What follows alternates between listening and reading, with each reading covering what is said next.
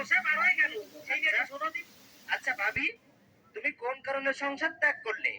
তোমার এই বুড়োকালে এই কাজ করার কি দরকার? মান সম্মান বলে একটা কথা আছে না?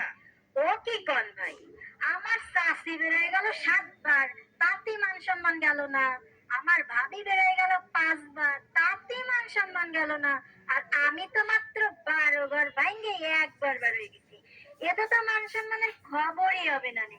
আর কইছো না বুড়ো হয়ে গেছি, ওরে এখনো সোয়াল মশার মতন কায়ে ফেলতি আয়। যুবক শ্যামলারা রাস্তাঘাটে এখনো শীষ মেরে ডাকে। আরে আসল কথা কও, তোমারে কি জ্বালা দুঃখ দিত নাই? ভাই সত্যি কথা কও, তোরে আমি দেখে ছাড়বো, তোরে আমি দেখে ছাড়বো বল্টু, এ আমার জায়গায় রাখিস। তুমি শান্ত হও ভাই। ভাবি, তুমি বলো।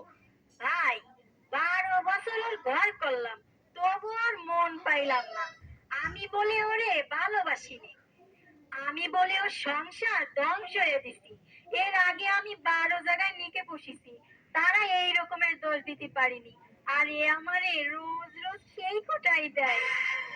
এই আরে না কাইন্ডে ভালোভাবে কর, তোর কান্না আমি সহ্য করতে পারি না। তুমি চুপ করো, তোমারে এমনও সাবিত করতে পারি, বার হয়ে গেছে বলে তো আর দরদ বার হয়ে যায়নি। তোমরা আসল কথা কবা, না আমি এই বিচার থেকে চলে যাব?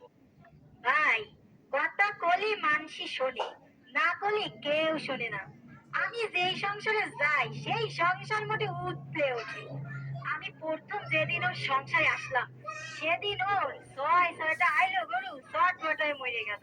ভাবলাম যাক, এত ঘাস মুঠো কিটা কাটবে না, ওর কষ্ট একটু কমে গেল।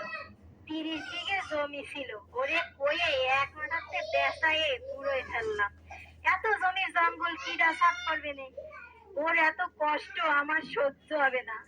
তাহলে আমার কত গুণ আপনি এবার বোঝেন। আমার আগে স্বামীরা এখনো পর্যন্ত আমার গুণগান গায়। দাদা দাদির ঘাট ধরে বাইকতে নামাই দিলে তা তো কইলে না। কষছি বাবু কষছি, ওর দুটো বুড়ো বাপ মা ছিল, তাই গে ঘাট ধরে বাড়িতে নামাই দিলাম। সংসার মোটে একদম ছোট হয়ে নিয়ে আসলাম। কথা কলি মানসি শুনে, না কলি কেউ শোনে না। ওর সংসারে আইসে আমি কি না করলাম। চেয়ারম্যান সাহেব, এ 2 দিনও যা কিছু করেছে আমি তুই বুঝে ফেলাবার। শোনো দি ও আমার ঘরে ফিরে যায় কিনা। এখন সব ঘটনা বাদ। ভাবি, তুমি ওর ঘরে ফিরে যাও। একটা সোয়াল আছে, সোয়ালটার মুখের দিকে তাকায়ে ওর সংসারে ফিরে যাও। ভাই তুই এক পাতি ওর আবার বউ চাল বাল বানানো যাবে না। ভাই এই রকমের বউ হামাইতে বিটা মানুষ তো আমি